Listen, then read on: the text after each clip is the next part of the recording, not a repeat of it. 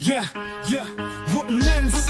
We back with another one for the youths in them. Yeah, young, brilliant minds, future in sight. Got the power to make change, make the world ignite. Let nobody say you can't achieve. Your dreams are seeds, someone just watch them grow. But you gotta believe in the youth effect. We're raising up the youth effect. Can't hold us down. The youth effect, we breaking ground. The youth effect, they gonna hear us roar. Educate, we get the key, unlock the potential. Hello, hello, hello. It's another Monday, and it's Memorial Day weekend for those in the States. Those in the Caribbean and other parts of the world that celebrate, it's the Pentecost Monday. It's also a holiday. So whatever you're celebrating today, make sure it is safe. Make sure you have fun, and make sure you just engage with your friends and love your family, and also be observant to where your family is. Just be sure where your family is. Check on your family, especially the young ones, okay? Tonight, being the last Monday in May, we will continue for mental health mental health awareness month ends this week. But is it just the closing of the month, or is it a continuation of being aware of mental health and being supportive? Tonight we continue with a conversation. So part 2 of youth mental health, naming the weight, honoring the voice. Remember the last time, 2 or 3 weeks ago, we spoke about the youth in the Caribbean, and we showed a young doctor who had a break with his mental health, and he spoke to us about that. Tonight we're going to speak on cannabis-induced psychosis. It sounds like a big word. It's not a big word. Cannabis is marijuana. Okay, we know that, right? Induced psychosis means because of the effect of the marijuana, they go into a state of hallucinations and things like that. And we'll get down to what psychosis really is. Okay? So thanks for being here, and thanks for spending your most precious time with us, or 1.5 or 90 minutes. When we speak on when drinks are spiked, or not only drinks, when also the marijuana, whatever drugs they're taking, are laced, and recognizing psychosis and helping youth at home. So what do we do at home when this thing happens? I mean, the people that happened to you in the beginning, you feel extremely hopeless and helpless. You don't know where to start. Or for some, we go into prayers and pray it out to them. And then some just say they're speaking nonsense. The children do this, and then we go into blaming the victim. But how do we honestly deal with that? So stay with me as we speak in this next 90 minutes, covering what spike drugs actually do, how to spot psychosis, what you can safely do at home, and the exact moment you call for professional help. Those of you listening, you need to know that this is scary stuff. But having a plan takes some of the fear out. We'll keep it real and practical. So tonight, as you know, I'm your host, Kathy Robinson Sian, and I welcome you to TDN's presentation of the Youth Effect, where you're probably watching us on YouTube, on Facebook, on Instagram, SBE Radio, and other platforms. Okay, so thank you once again for being here with us tonight. You can support TDN by sending stars. Stars help us earn money to keep producing content such as the Youth Effect. Okay, so please do that. Like, subscribe, and join our platforms. Okay, so What is spiking? What is spiking? And key points in spiking. Sometimes we tell our children, when you go out, make sure your drink is covered. You take it for yourself. You open your own bottles. Why? Because other people can put things in their drinks. That's called spiking. Okay? So adding drugs, alcohol to someone's drink or their vape or their food or their candy or even their marijuana without consent. Most common, they call it GBH, rohyphenol, ketamine, fentanyl, which is the one we know that is very common and very popular, the fentanyl, high potency THC, which is what someone we will see tonight, or hear about tonight, high potency THC, excuse me, and synthetic cannabinoids, they're called K2 or they call spice, and it's not just in clubs, okay? We see it at house parties, school events, even in shared vapes, a vape. I think I have one to show you later, okay? I got some samples to show you all to make you see how real this thing is and how scary it is, all right? And why the youth are very vulnerable in such taking such stuff, and they don't know. First of all, they have less experiences with substances, and then the social pressure, and not to make a scene, to belong. Everybody wants to belong, and at that age, that's what they want to be. They want to be part of the trend. They want to be part of the group, the in thing. The reactions are stronger, the risk of losing lasting impact higher. Okay. And then we can look at the signs a drink or substance was spiked. So if you're at a party or if your children are out, one of the things you can tell them to look out for is once they start feeling a personality change. Sometimes they might feel it and not know what to do about it. But in observing, one of the things we can do is what we might call out of character changes. Okay. There may be vomiting, dizziness, slurred speech, loss of balance, blurred vision, and their heart rate can be extremely high, pumping out of their chest, or it can be extremely low. All right. And they can fall to seizures. All right. They can fall into seizures. What's a seizure? Seizure. Okay. Seizures. Other behavioral things that we can see, they can be extremely confused. They can either pass out to or unconscious, like what we call fainting, right? They may pass out, they may faint. They might have some level of aggression, or they might be very, very quiet. They may be fearful, but that doesn't match their normal behavior, and they may have memory gaps. They have no understanding of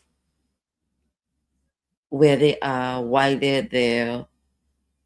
They might know who they are, they might know their names, they might not know how they reach where they are at. Okay, memory gaps.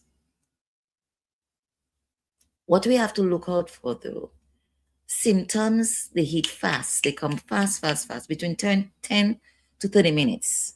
And they are way stronger than expected from one drink or a puff.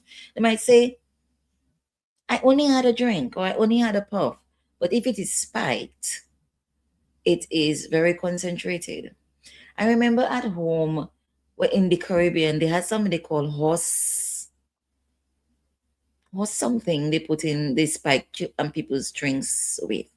And I remember particularly there was a story. Well, it wasn't a story because it did happen to a young girl who went out to some friends in the north, in the north township, and it was in a cookie.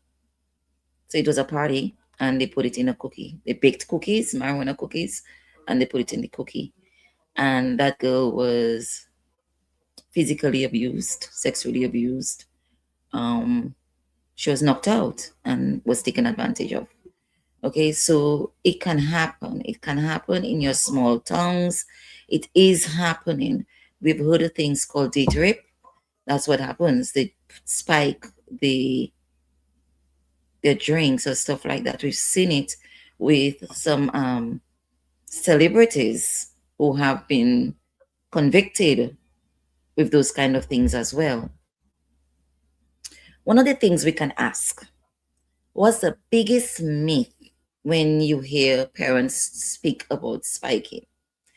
At this point in time, I'm going to play for you a video, just 5 minutes, with Dr. Tracy Max, who is a doctor licensed in the US, and she's going to speak about what demystifying psychosis and delusions are. So she's going to do an introduction, and I'll come back and speak with you about what it is. Okay? Break it down for us what it is.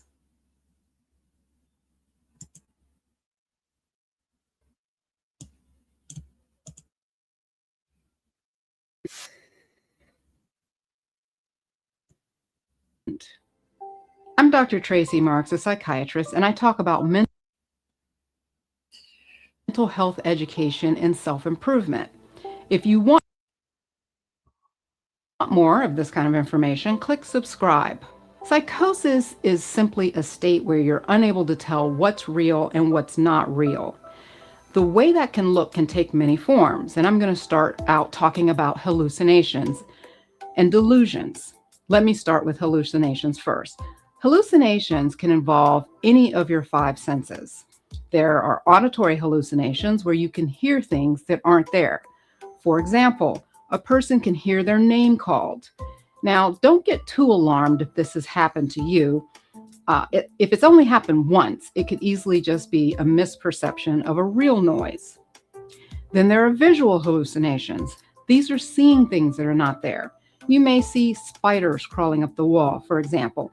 And this is not to be confused with a visual misperception. And here's the difference.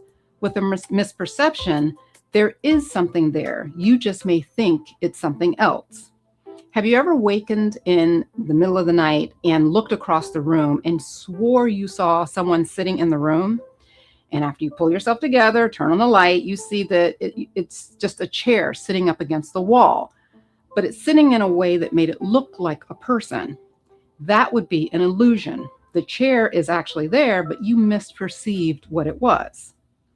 Moving on, olfactory hallucinations. This is where people can smell things that aren't really there. Sometimes people with temporal lobe seizures can smell things just before they have a seizure.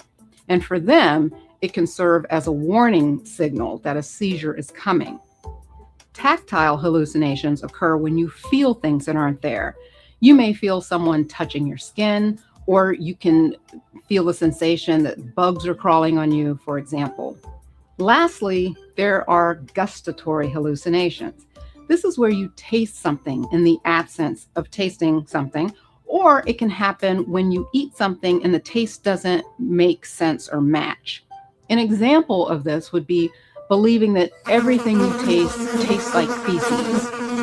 Now, you may say, well, I'm a really bad cook, but even the worst spoiled food should not taste like fresh feces. Auditory and visual hallucinations tend to be the most common in psychiatric illnesses. The ones that involve feeling, smelling, and taste, these tend to be more common in medical illnesses like seizures or migraines, or you can see it with medication toxicities. So that's hallucinations. What are delusions? Delusions are fixed false beliefs, and that's the textbook definition. Another way of saying it is believing something false despite facts that say that it's not true, or it being extremely unlikely to be true. There are common themes or types of delusions. There's persecutory delusions. These are when you believe that some entity is against you in some way. For example, you believe you're being followed or someone is watching your home. With referential delusions, gestures have certain meanings, or you may get specific messages from the television. There's grandiose delusions. An example of this is feeling that you're famous and people just don't realize it. Then there are religious delusions, and an example of this is believing that you are a deity or a famous prophet in someone's religion. And the people in that religion will believe that that deity isn't in physical existence at the moment, but you believe you're the existence. With somatic delusions, you're fixated that something is wrong with your body. And examples of this would be that someone has planted a chip in your head without you knowing about it. And lastly, there's delusions of control. An example of this would be believing that someone is controlling your mind or that others can control your mind. So who gets psychotic? Of course, we see this in psychiatric illnesses like schizophrenia, bipolar disorder, and even depression. But you don't have to have a psychiatric disorder to become psychotic. You can become psychotic from medication effects, such as steroids. Ever hear the term steroid psychosis? Other common culprits are illicit substances, such as marijuana, or hallucinogens, like LSD. And psychosis can also result from medical problems like seizures, thyroid disease, or even after a woman has a baby. So what do we do about this? Well, you treat the reason. If it's from a medical illness, you treat that illness. If it's from a psychiatric disorder, the treatment is medication. And sorry to say that for the pill haters out there, but someone just can't be talked down from their delusions and their psychotic symptoms. So that's it for today. Thanks for making it all the way through this video. You must be subscribed, but if you're not, Thank you so much for listening to that. Thank you so much for listening to that. And you may have some questions. So let's unpack it. You see all what can happen from just taking a drink. You may say, my kid would taste it. Or it only happens to girls in bars. It doesn't happen only to girls.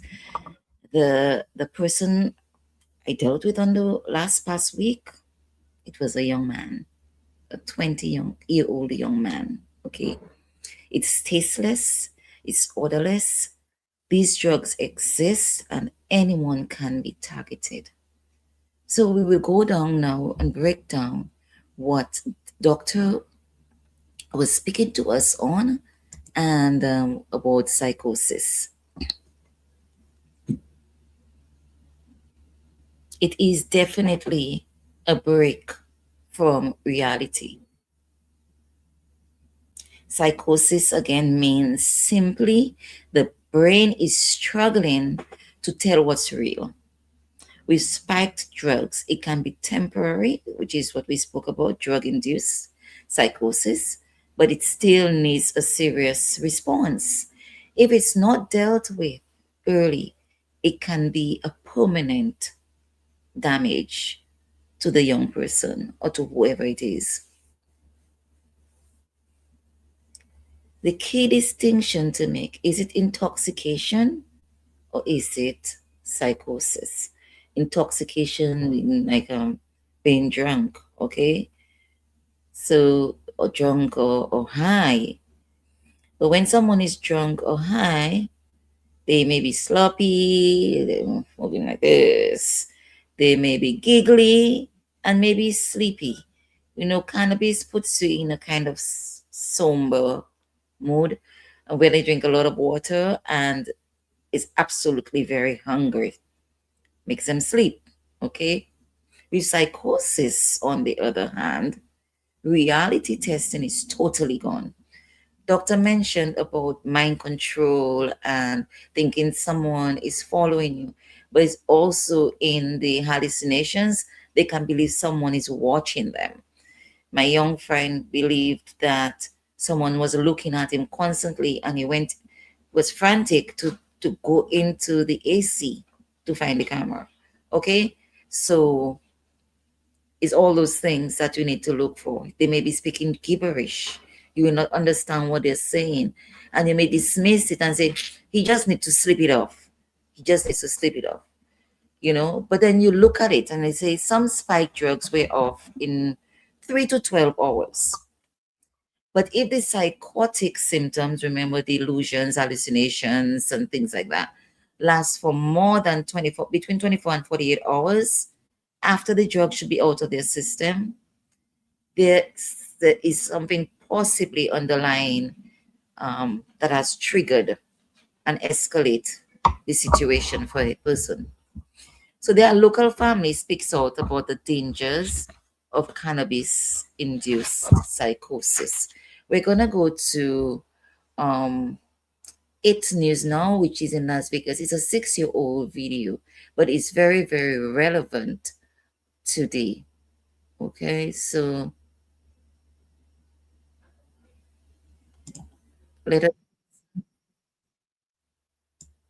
and I'm going to share my screen again and share that with you.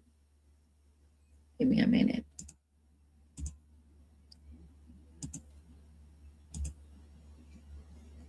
A new report by USA Today is raising concerns about mental health issues and their link to high-potency marijuana products. Orko Manna spoke to experts in one local family to find out how prevalent this problem could be.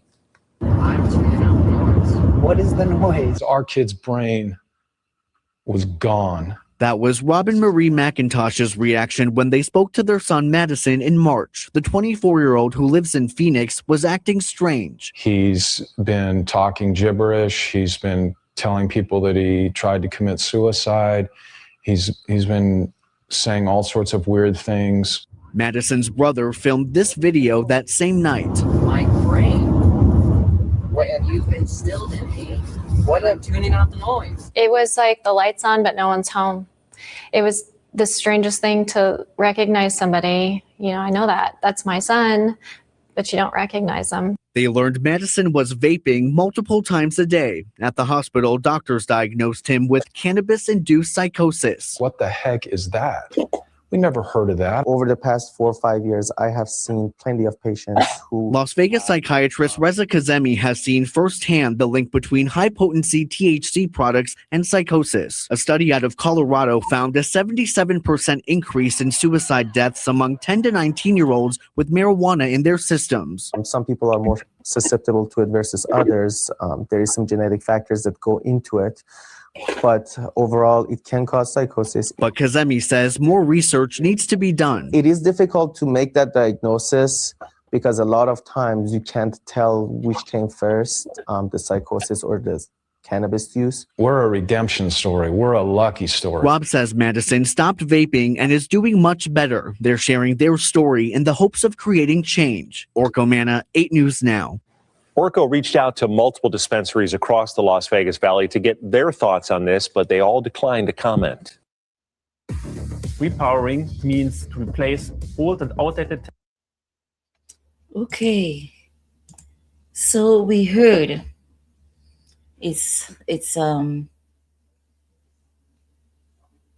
this kind of things. It's vaping. This is a vaping pen. This is a vape pen. And see, it looks like what we used to store stuff. So that's the hole right here. And it is just like a cigarette. Okay, it's like a cigarette. So it's filled with the compound or whatever, the liquid or however they put it in it. And they smoke it or vape it. They put it in and they smoke it out until it's finished. Then they buy another one. So all that too is going in the garbage and increasing the pollution in our world. And now the government has just given the approval for I'm sorry, I'm losing my words. Flavored flavored vapes. So imagine what he's doing to our kids. So let me show you what you may not think. I was helping clean out his room and I saw food in his room. I left it in his room, of course. It's cereal. Why would I take his stuff? He wants to eat his cereal. This is a cereal. That's the box. You see the thing here? Okay. It says Canvaloops. Doesn't it look familiar? Yeah, it looks very, very familiar. Canvaloops. It says Swedish fish on it. So I left it only to find out that it's not. And in that box has some other little boxes. You know when you're buying the little box of cereal? Right. This is a green flavor. It's called Wild Gummy Worms. There is marshmallow. And there are others in it. Now, these little boxes can go up to $1,000+. And the big box I showed you, because it has 6 of these little boxes in it, either 6 or 4 of them in it, and it can go up to the minimum of $3,000. Now, let me show you all some other things. This is called raw rolling papers. This is what they have, the raw rolling papers. And it's also lyrical lemonade. So these are also flavored with stuff in it. And also there is stuff like this. They come in small packets and they're filled. This one is called Chewy Cubes. Frozen edition. Mildly sour, widely sweet. It has everything. Chewy Cubes. Okay? What do you think about that? Let me see. I have another one here. Watch this. It's called creme brulee. Cinnamon roll. Creme brulee cinnamon roll. 3.5 grams. Imagine that. This contained 3.5 grams of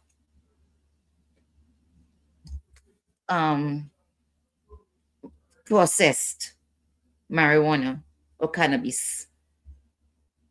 And that's why I said it is scary, because you may see this in their room and you will pass over it, thinking it's cereal or stuff they're going to eat if they want to just snack on in the night. All right.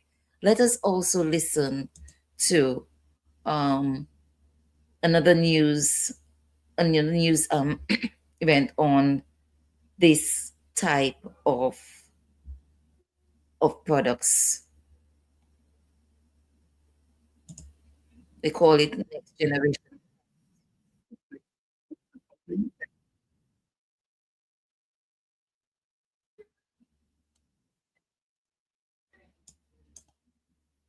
Let me share my screen with you.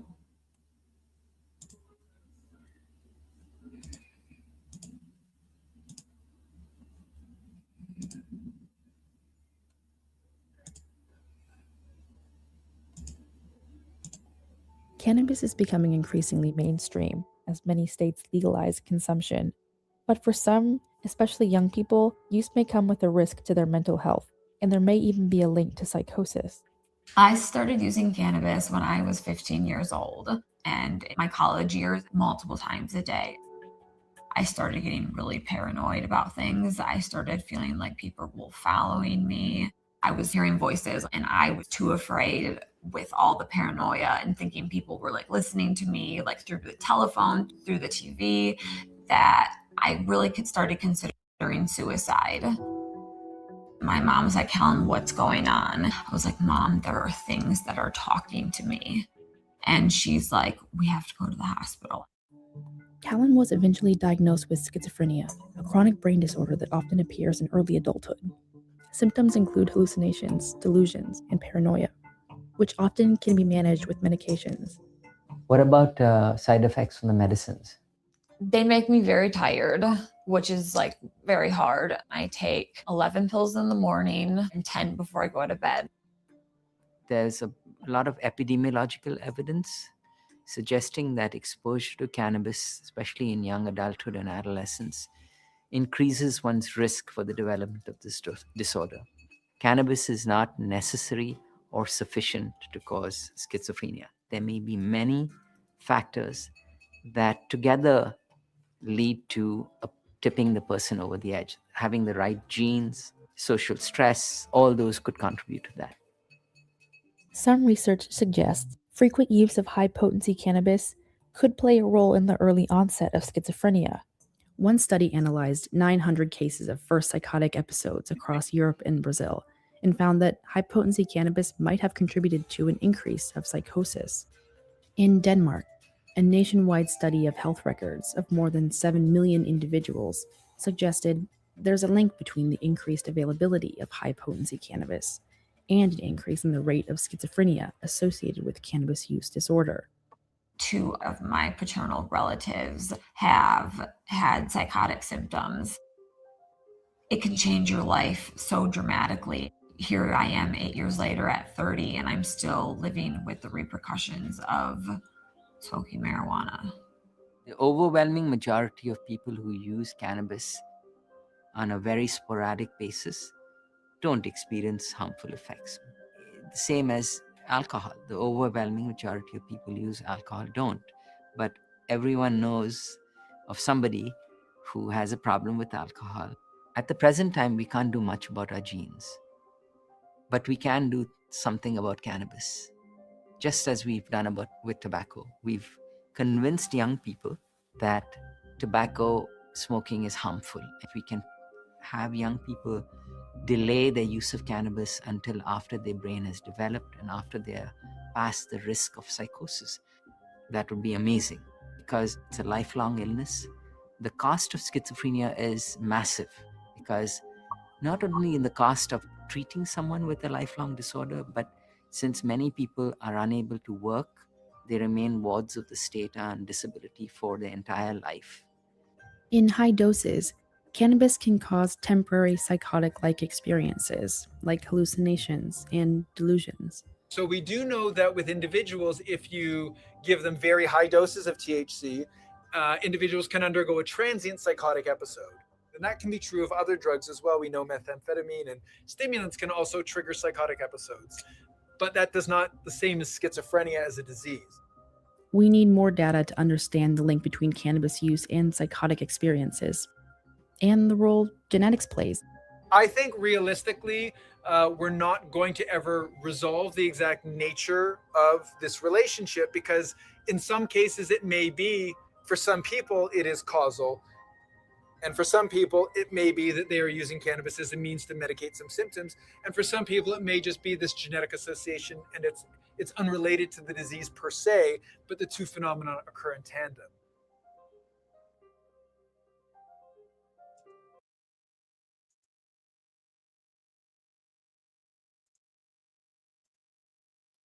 Okay, so we heard of high potency cannabis, okay, and that's what it is. It's high potency means it's very, very concentrated.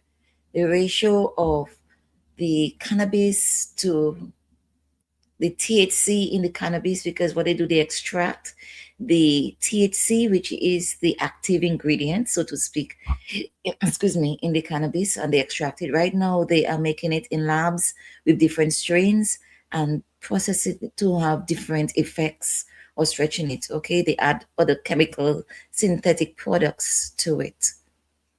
Let us go to this other one.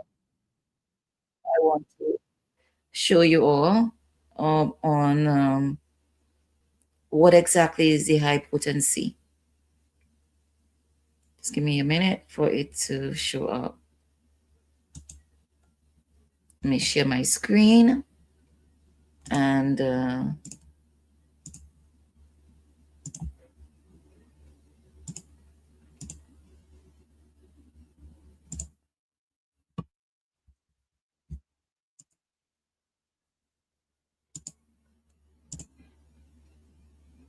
my internet is acting up tonight, so please forgive me.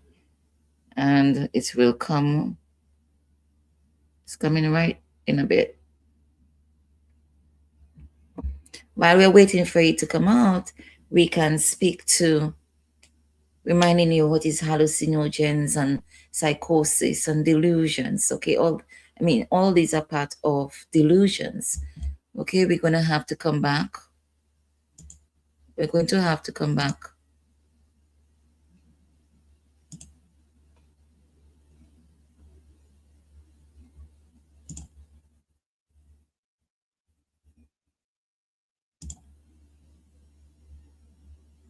THC. Top drug experts are now voicing concern that. Okay, I see what's happening. Whenever I put it that screen, it goes up. So I have to do it this way.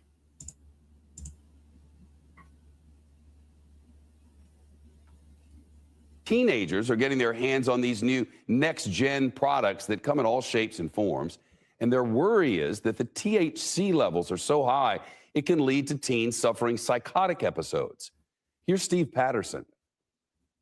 With more than 7,000 dispensaries nationwide, the $20 billion marijuana industry is growing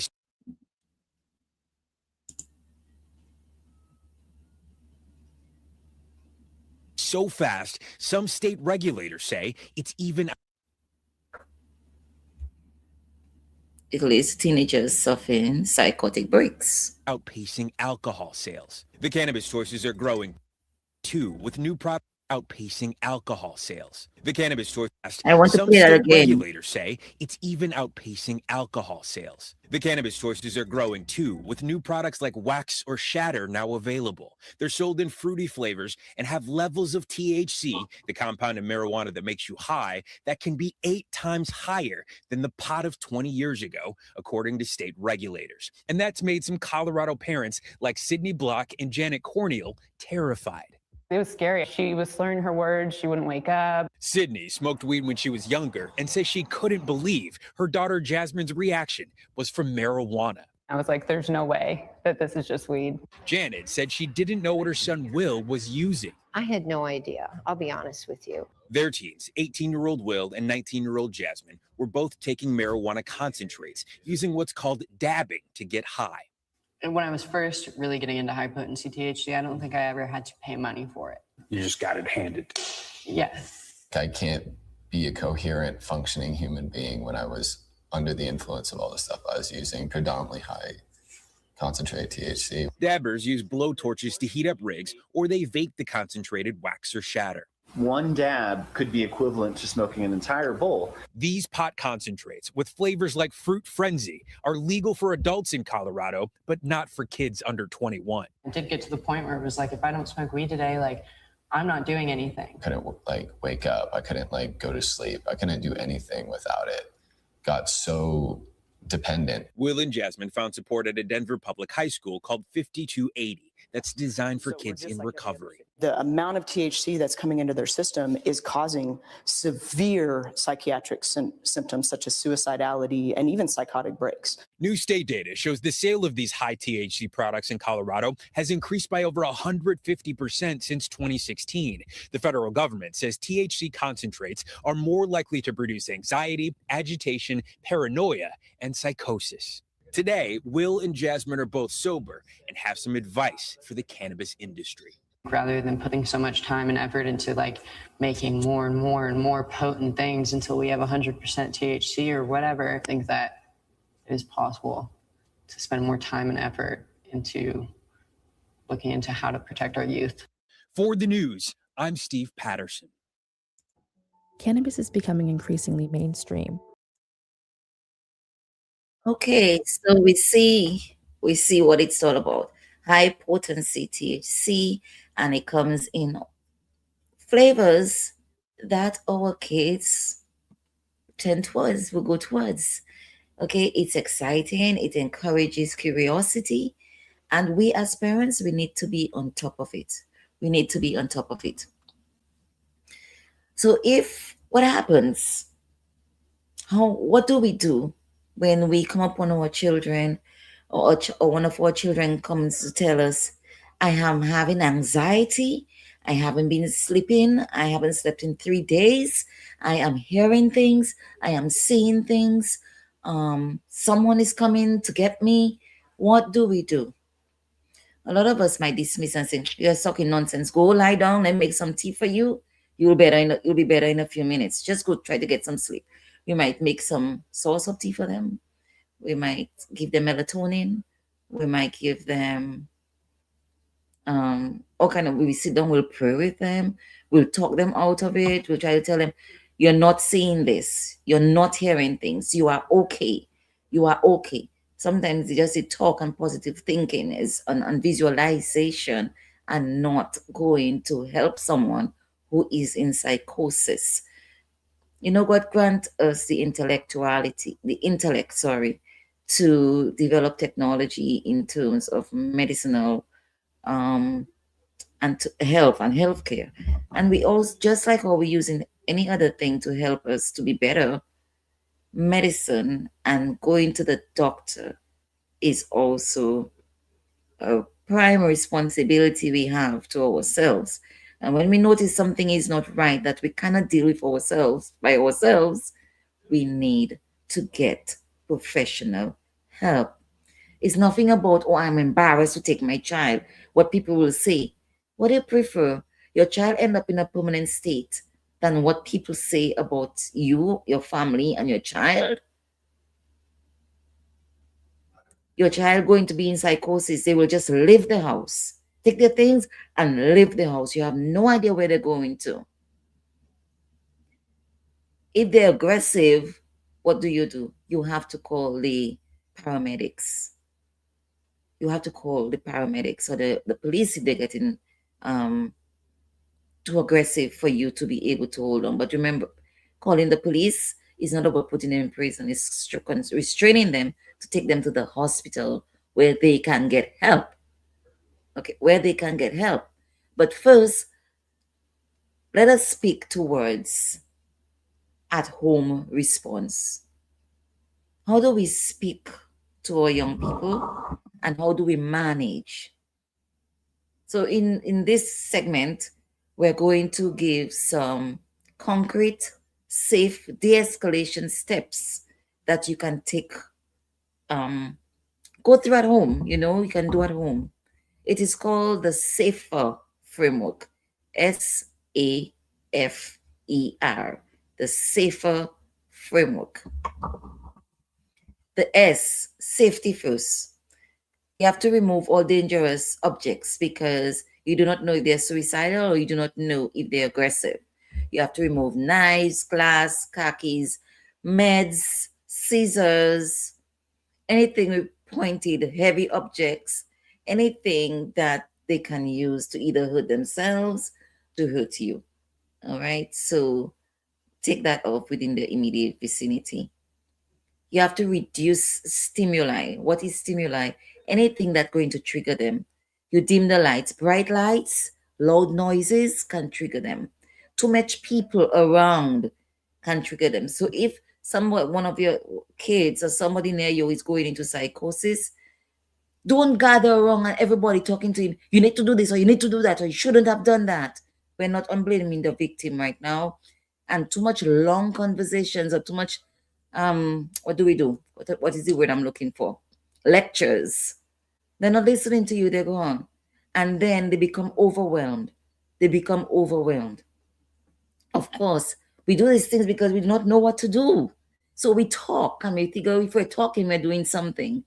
But even with normal children, when we talk too much and we give too much lectures, after a while they block us off.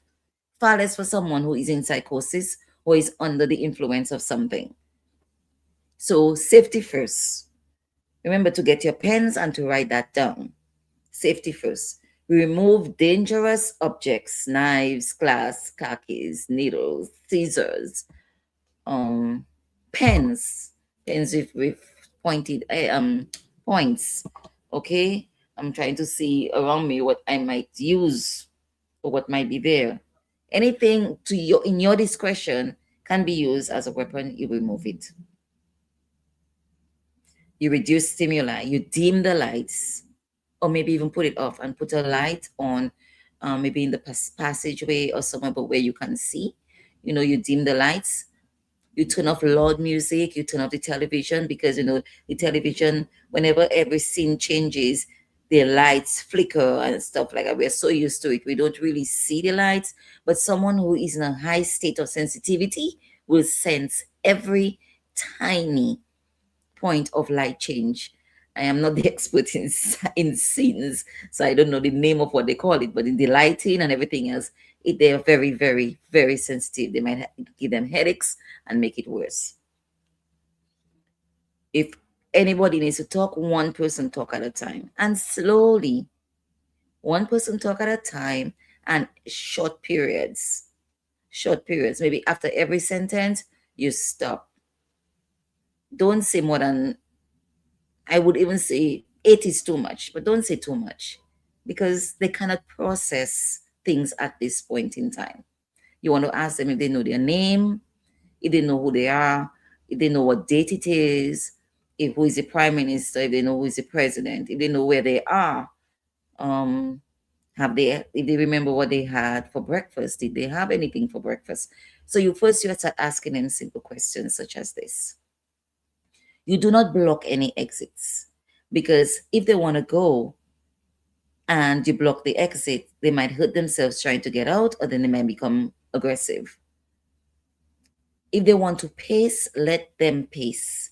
Pacing means walking back and forth, because that is a calming thing for them. Sometimes they might want to rock like this. You allow them to rock.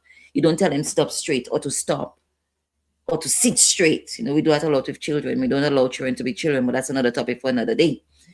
Allow them to rock. Allow them to lie down if they want to lie down. Allow them to just stay. Some of them don't want to hear anything. Just allow them. And in allowing them, you observe what is going on with them. Are they twitching? Are they trembling? You ask them about how their heart feels, so you get a certain idea of their heart rate. Okay? Or you can put your hand on their finger, on their hands.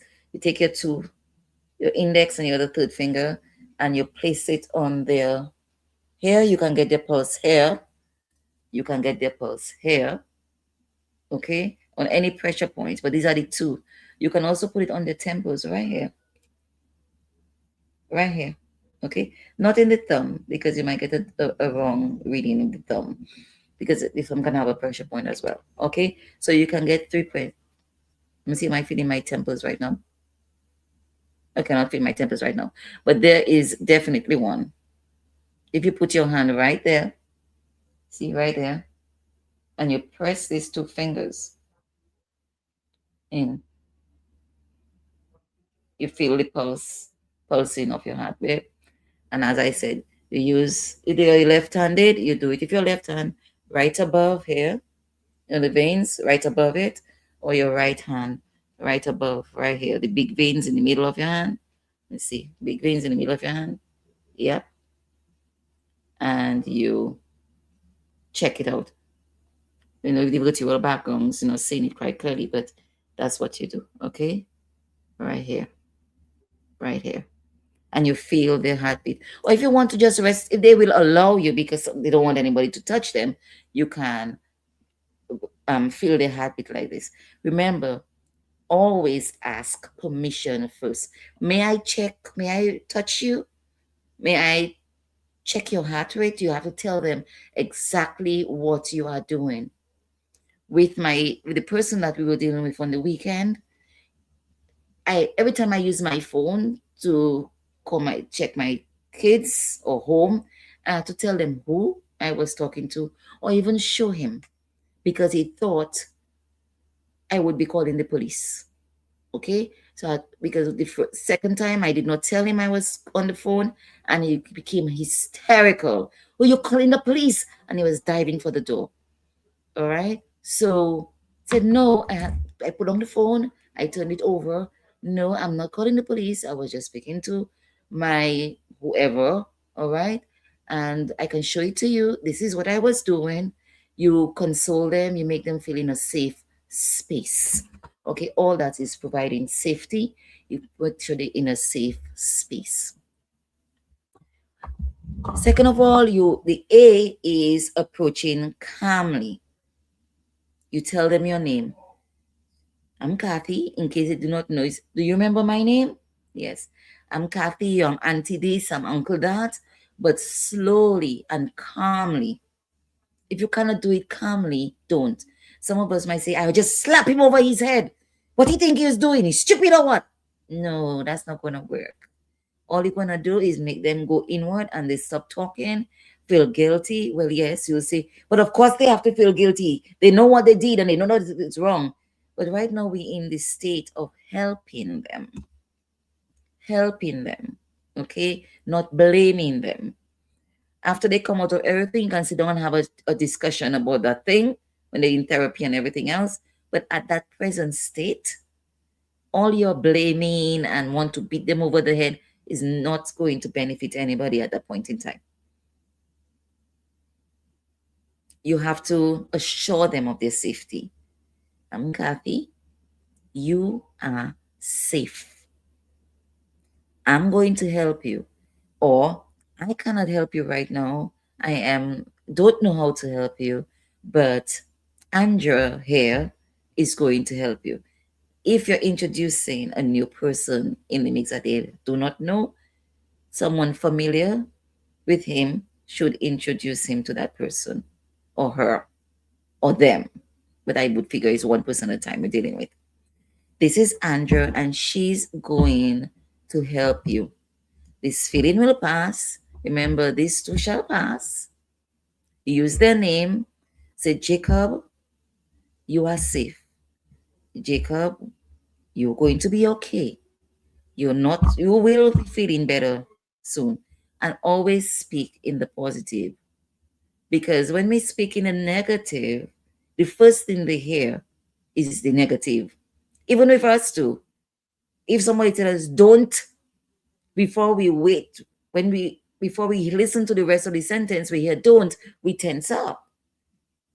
A common thing we say, don't forget to do that for me. Why can't we just say remember? First of all, it's easier. Remember to pick up the mail. Remember to wash your shoes. It is so much easier and so much better and such more positive inducement to speak in the positive tense. And in a particular situation like that, we need to say it in the positive sense. This shall pass. We shouldn't say,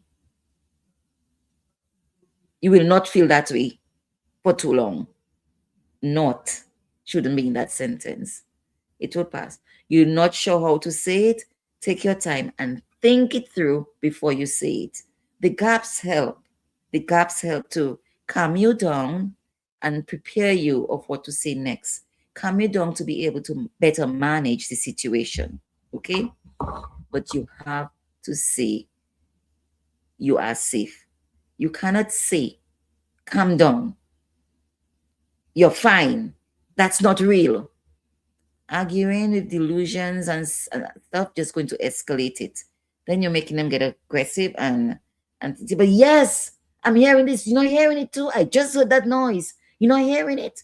Look at this thing there. You're not seeing the other person next to you, but I'm seeing somebody. I'm seeing somebody. Oh, you mean you cannot see? You'll make them you'll escalate the situation. Calm down is not gonna work. You're fine is not gonna work. You will be fine. This will pass. You will be okay. All right? You're going to get help. Andrea is going to help you. Okay? And call their names. Clear, short sentences. You do not know what to say nothing, but just say as a presence. Say nothing. Just say as a presence. Okay?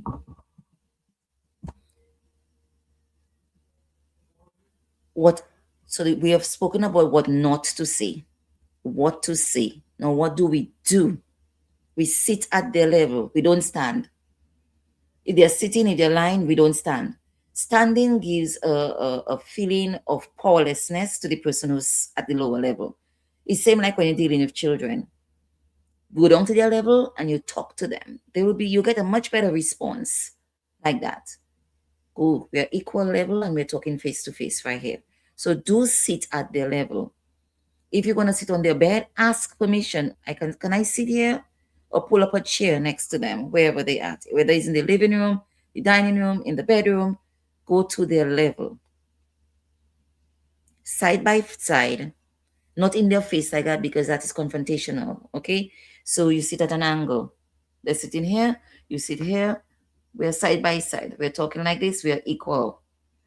Not confrontational, not head on, all right? Because, as we say, it's not confrontational, it's less threatening. We want to make them feel that they are actually in a safe space. What does the F do? What do we do? The F is focus on their basic needs. Do you know what our basic needs are? Food, water, clothing, shelter. Did I say shelter before? All right.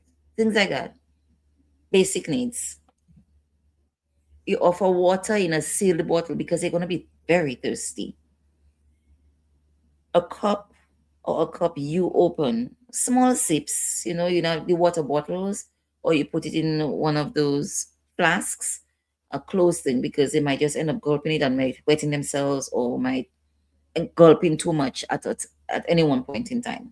So you offer water in a sealed bottle, in a small closed container, where they take small sips. You check their breathing. Is it shallow breathing? You check their breathing. You check their skin temperature. Is it clammy? You know, like when you have the cold, the flu, and you're sweating.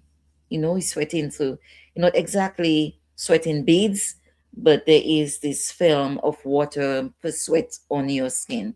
All right. Check, are they cold? Are they hot? Are they warm? Are they normal temperature? So check that. Turn them on their side if they are on their backs, to prevent any choking, because sometimes they might vomit, they might throw up. So you want to turn them on their side. Everything you do, say what you are doing and say why you are doing it. Slowly, not fast. For helping the breathing, if they are collaborating, if they are working with you, if they're breathing like this, you can say, okay, let's slow down our breathing. Let's work with me. Remember what we do? We breathe in, breathe out. You can check 1, 1,000, 2, 1,000, 3, 1,000, breathe out. Breathe in, 1, 1,000, 2, 1,000, 3, 1,000, breathe out. Same thing. And you can do it 5 times and breathe out. Don't just take the breath from here. No, it's not going to work. Remember, you have to take it from the pelvis. Time to fold that pelvis and take a deep breath all the way from there. Breathe in and breathe out. Breathe through your mouth. Not like that. No, breathe in and like this. Okay? And you can also practice this when you yourself is anxious. For the E is engage support. You call a trusted adult. You are not trained. Call a trusted adult to come over so you're not alone, so you get this support as well. Then you start a timeline. When did the symptoms start? What did they consume? What did they take? Was it any meds they take? What was the conditions under which they took the meds? Had they eaten when they took it? Write it down for any professional who comes to help. The paramedics, the fire people, in the areas where there is fire professionals who come to deal with that, or any other professionals who come to, if you have to take them to the hospital. Take a log. Things that they say, write it down. Write it down. Or whatever they're seeing, write it down. Write down everything. Write down everything. Every name they call, every condition they think. If you ask them any questions and they answer, they say, when did you start feeling anyway? If they say, they give you a day, you write it down. What time of day? Morning, afternoon, night? They may not remember exact time, like 9:45. What is the time of day? Was the sun up? Was the sun down? Who were you with? How many people you were with? Do you remember where you were at a party, at a club? What's the name? Things like that. If you got something, where did you buy it? Is that a usual place you normally get it?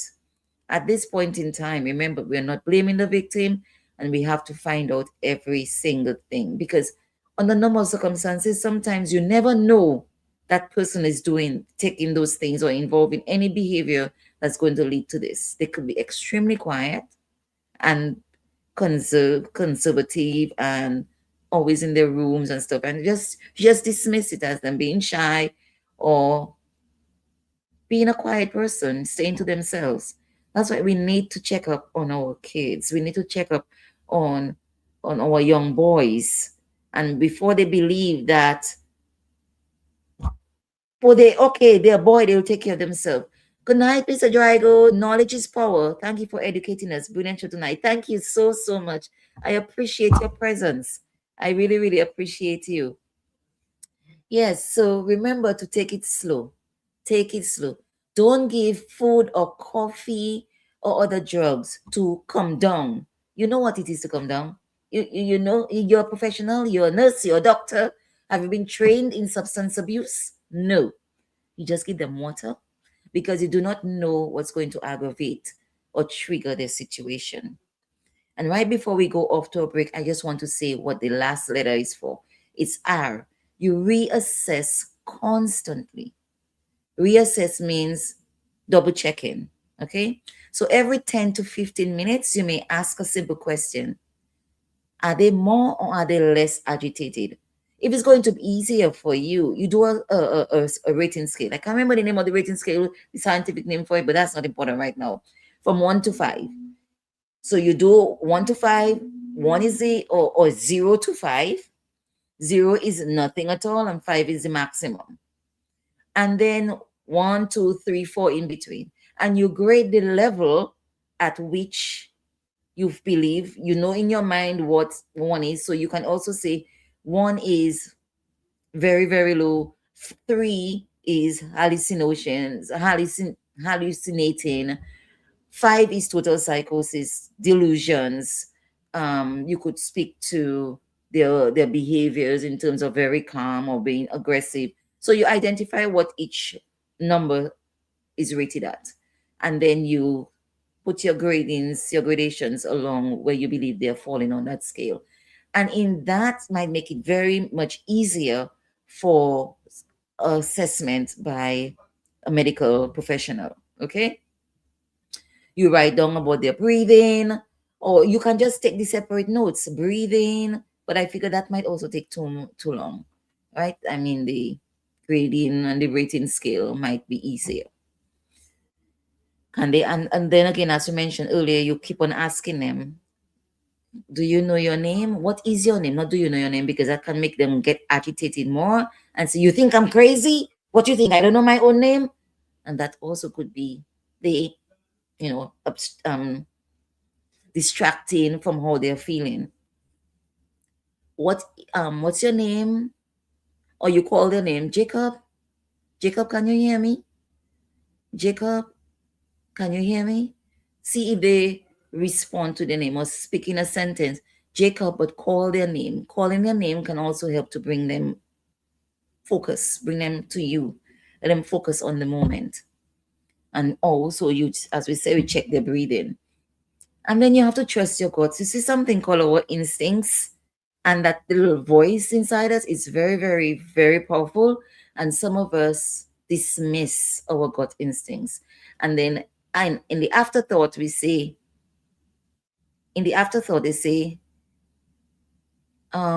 what do you think?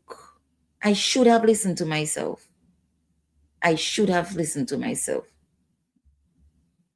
It's too late for that. Okay? Now, we're going to take a break here to let you really think about what we spoke about. Remember the safer framework. Write it down, put it on your thing. You can email the Youth Effect 767 at gmail.com so we can send you a short flyer on it. Okay, like, subscribe, and send us a request to send you that flyer. Okay, so, but right now we're going to stop. We're going to take a break from our sponsors. Stay tuned, and thank you so much for being with us tonight. Hey, stop for a break. Oh, we're not stopping for a break. Let me see where he is. Stop for a break. Oh.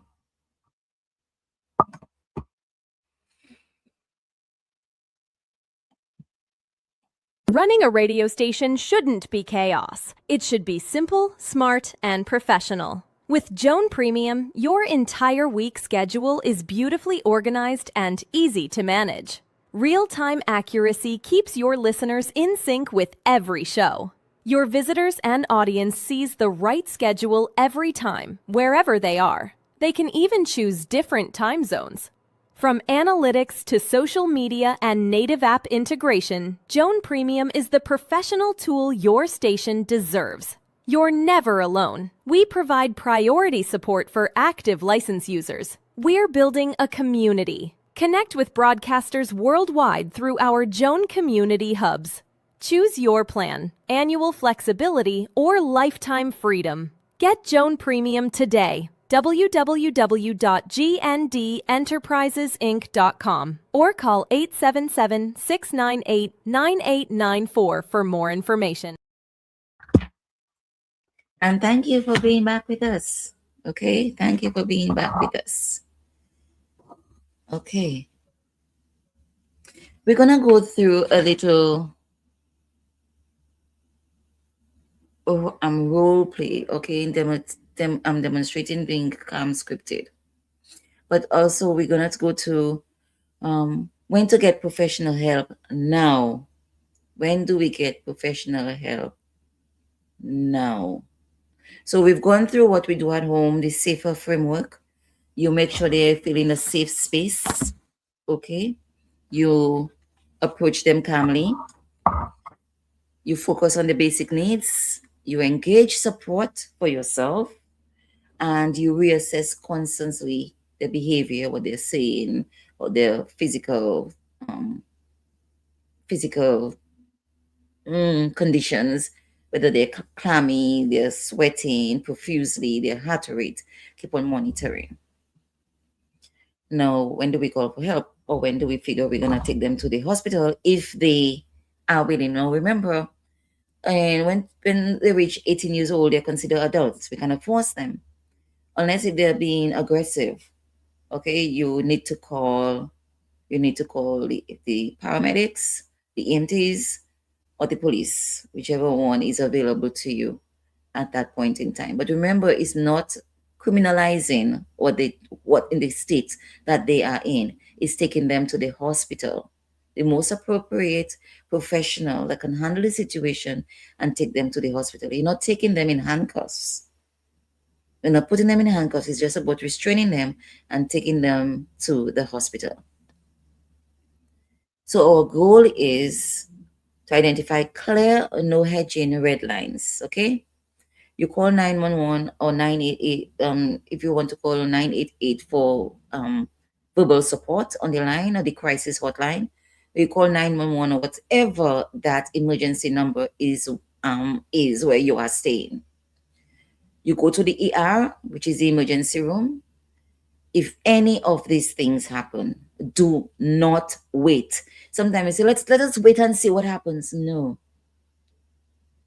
Take the person to the hospital. Take them to the ER unit. Some places have a psychiatric ER place separate from the main medical emergency room. You take them to that area. But sometimes if you take them to the general ER, if that's what you have, they will transfer them accordingly based on the red flags or what they are going through. So what are the red flags? Seizures, unconsciousness, being unconscious, they cannot be woken up. You shake them, and there's no response. Trouble breathing, okay, trouble breathing, you have to take them to the hospital, of course. And if you're not trained in voice-to-voice, mouth-to-mouth resuscitation, don't attempt anything. Take them for them to get professional help. If their lips and their fingers are turning blue, that means they're losing oxygen. You need to take them. Their temperature is greater than 103 degrees Fahrenheit. If you have a thermometer at your home, which I suggest you always have, even though normal thermometer, a high blood pressure monitor, the things like that you need to have in your emergency kit, okay? If they're experiencing chest pains or they won't stop vomiting, you need to take them to the ER. We're going to go over it again. Red flags, seizures, being unconscious, you kind of wake them up. They have trouble breathing. Their lips and their fingers are turning blue. Their temperature is above 103 degrees Fahrenheit. They're experiencing chest pains and they won't stop vomiting. The experience on the weekend, if we had not taken them to the hospital the time that we did, they could have had a heart attack. After they did, they took their blood and they tested for drugs in the system. They only had cannabis, thank God. There was no other list thing in there like fentanyl. But their blood pressure and their heart rate was so off the charts. Let me tell you. And also the cannabis level was so high, which remember we spoke about potency, yes? And again, to the frequency at which they take it, we do not know. But the level of cannabis was so high, it was off the charts. Couldn't get the reading. They could just say it was high levels of cannabis. All right? So we do not play around with medical conditions. That's medical red flags: temperature, unconscious, seizures, trouble breathing. Psychiatric red flags: issues with the brain, medical issues with the body, psychiatric issues with the brain. They're trying to hurt themselves or they're trying to hurt others. They're being aggressive. They're running into traffic. Extreme agitation. They cannot sit still. You know, when you say, how are you? I'm agitated. I cannot focus. You're feeling that kind of thing inside of you. I don't know what to do. Agitated. Okay. They pack their things. They want to run away. Things like that. And you cannot, within yourself or the persons who are there to support you, no matter what you do, the situation keeps on escalating.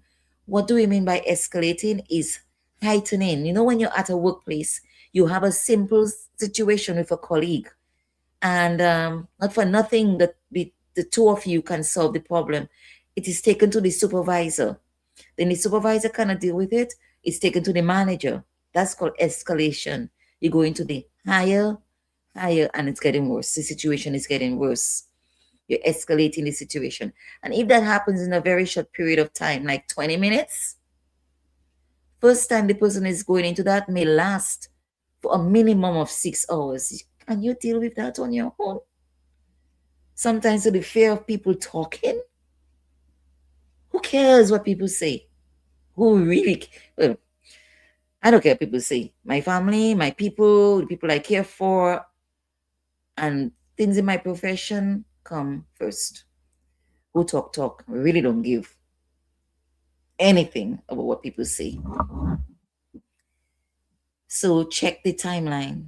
Remember, you're going to put your rating, as well as you can even put on your rating the time frames for each, like at point 1, what time is at 1, what time is at 2, what time is at 3. You can do it that way as well, okay, to check at what time this thing is happening. Or wherever you put the rating, breathing is extremely shallow, he's extremely agitated, she's extremely nervy, you write the time, you put your gradation over there, and you write the time at which that occurred. All right, you put the time down on it.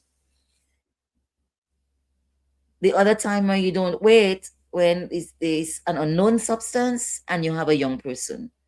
What is a youth? Between 18 and 35.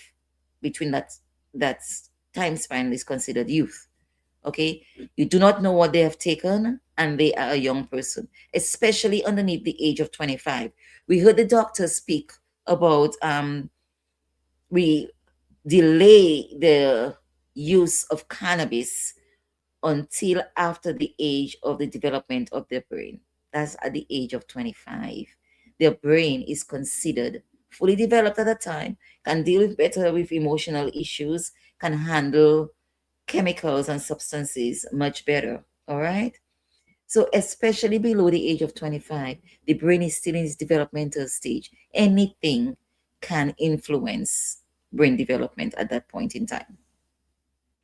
If you suspect fentanyl, GBH, or any opiate, this or let us describe these symptoms, because a lot of us don't know those names by like this, okay? If they're extremely sleepy, or sometimes they stay in a trance like this. You're doing this, eyes not blinking, no movement, just this. Jacob, nothing, not a twitch, not an eye movement. You get that car ready. Be on the move, all right? We took something.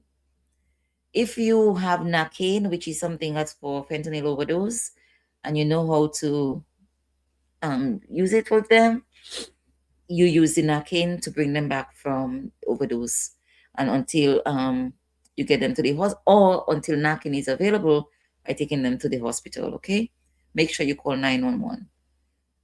If it's opioids or anything else they've taken out an fentanyl overdose or stuff like that,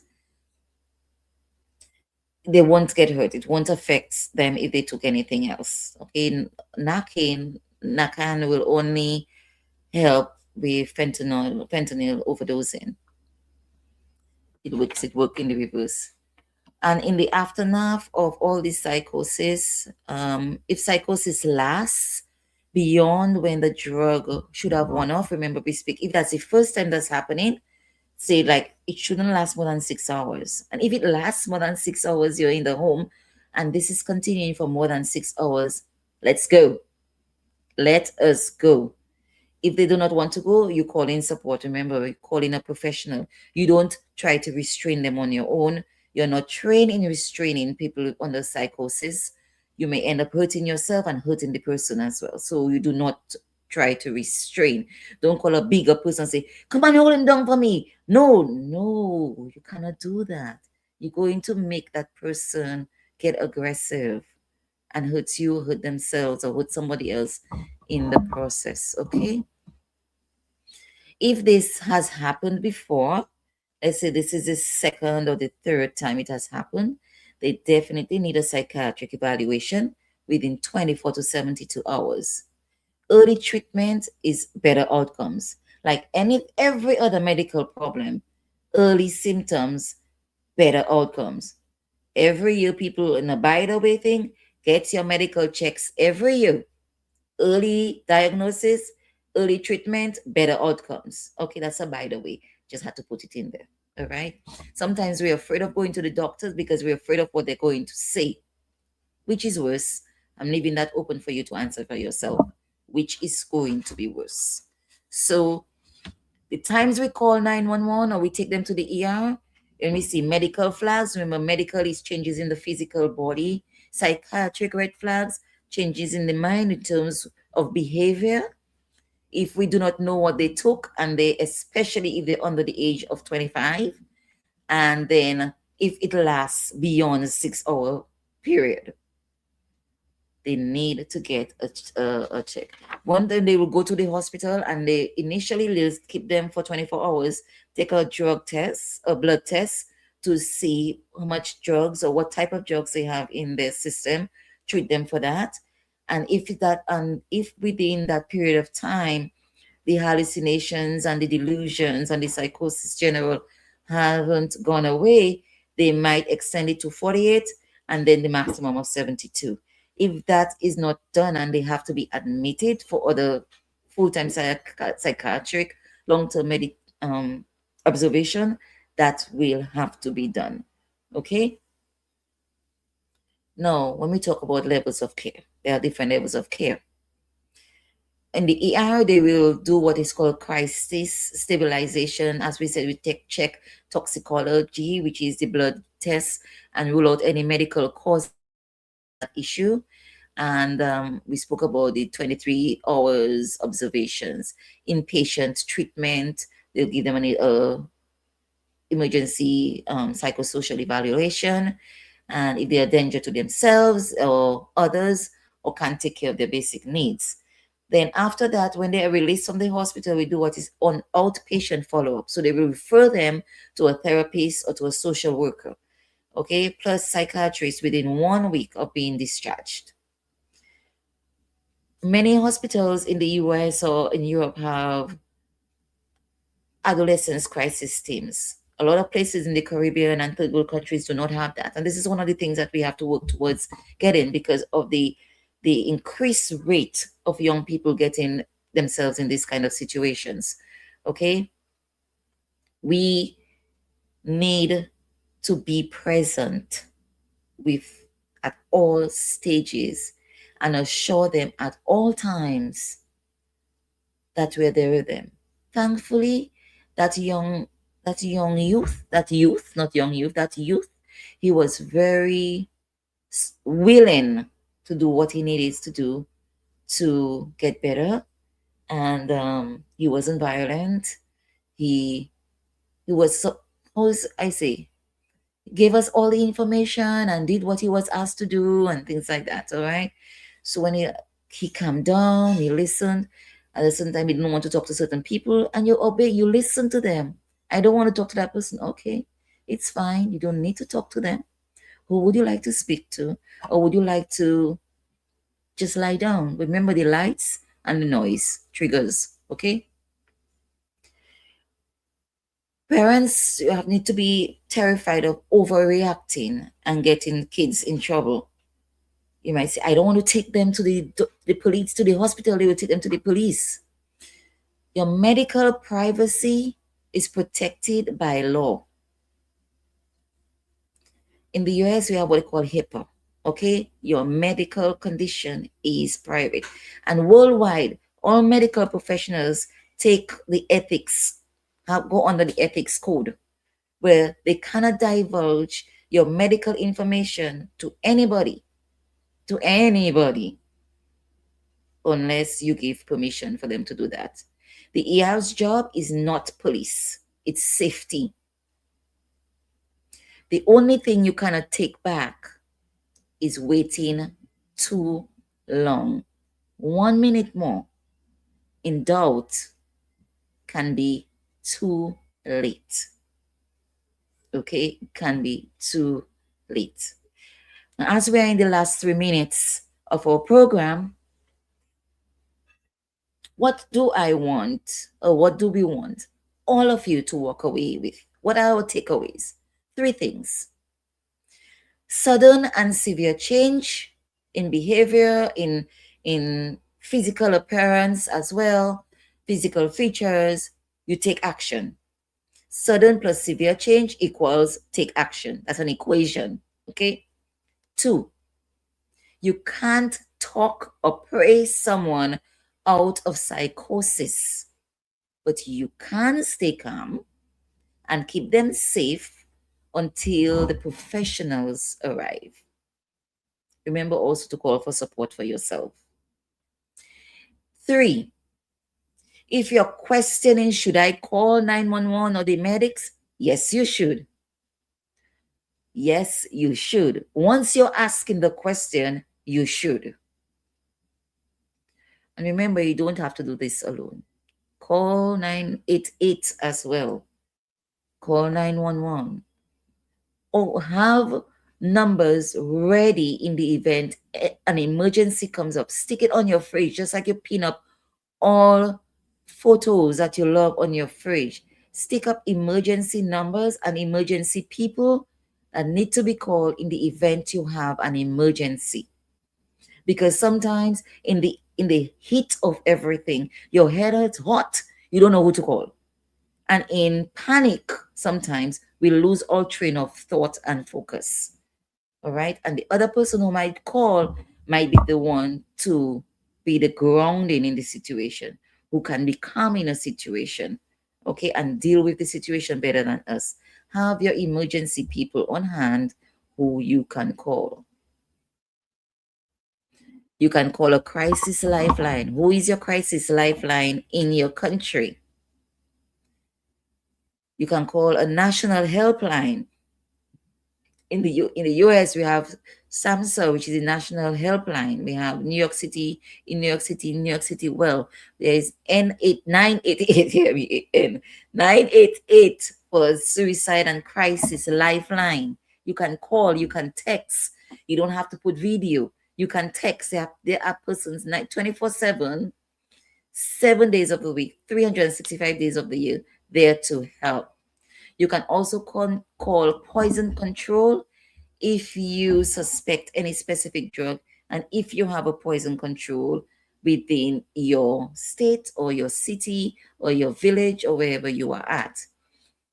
In New York, we have what is called the Good Samaritan laws, where you plus the youth have limited protection from drug possession charges when calling 911 for an overdose. So you wouldn't be charged. That is dealt first, and anything else is spoken about later, because you do not know how the person got an overdose. All right. So we need to be careful. So remember, I'm going to leave you again with the SAFER framework. So on your fridge, what you should have is a SAFER framework, SAFER, as well as emergency numbers and things that you should do in the event of a psychosis break within any family member or a friend. Post numbers, emergency numbers on your fridge so that in the event of a crisis, it's already there. And if it's you alone in the house, then anybody coming in to help you, that information is there. Contact information, emergency contact persons for you, persons they can call, places they can call. Write it down where it's feasible, where anybody can get it. And I'm closing, I'm just going to say what SAFER, remind you what SAFER is. S is safety first. A is approach calmly. F, focus on basic needs. E, engage support. And R, reassess constantly. Remember using the rating scale if that helps. And finally, make sure you call in the professional if after 6 hours, especially the psychosis, the delusions, the hallucinations, and not going away. And if it's urgent and they're having the vomiting and things like that, you do not wait 1 more minute. You don't wait for the 6 hours. You deal with it immediately. Okay? That's our scope for tonight on the Youth Effect. Thank you so much. Thank you so much for being with us this evening. Remember, if you have any comments, if you would like to feature any young person, if you like us to carry or go do some research on any particular topic you would like us to share on, email at the Youth Effect 767@gmail.com, or you can send a message to 929-803-6356. We have WhatsApp. You can message on WhatsApp as well. 929-803-6356. I'm Kathy Robinson Sayan, and tonight this is your episode of the Youth Effect. Thank you to TDN for carrying this out, and we'll see you next time, next Monday, 8 o'clock to 9:30 p.m. Eastern Time. See you then. Have a wonderful week. Take care. Good night. Yeah, Brooklyn ends. We back with another one for the youths in them. Yeah, young, brilliant minds, future in sight. Got the power to make change, make the world ignite. Let nobody say you can't achieve. Your dreams are seeds, sow and just watch them grow. But you gotta believe in the youth effect. We're raising up the youth effect. Can't hold us down. The youth effect, we breaking ground. The youth effect, they gonna hear us roar. Educate, we get the key, unlock the potential. A lesson every day, knowledge essential. Standing tall, walking proud, let your voice be heard. Unite together as one, spread the love with every word. The youth effect, we're raising up. The youth effect, can't hold us down.